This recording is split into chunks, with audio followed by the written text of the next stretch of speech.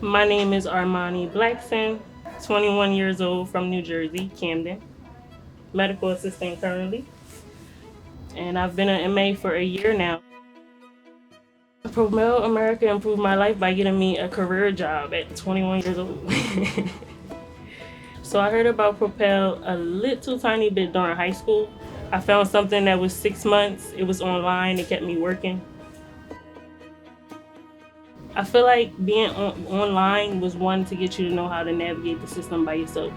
That's something you definitely need here. It's all computer based. The majority of it is administrative. The moment you get in the room with the patient, you're back on the computer. The moment you're back at your desk, you're back on the computer. Because a lot of programs do online, but they don't guarantee you that externship. I feel like Propel guaranteeing that externship with a certain amount of hours required at the end was that hands-on that I needed. They did not hesitate to help me with emergency funds or anything that I reached out and spoke up about.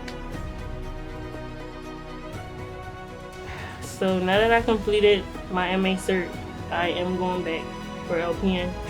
I want to get deeper into the healthcare system now that they got my feet wet and I see that I like it.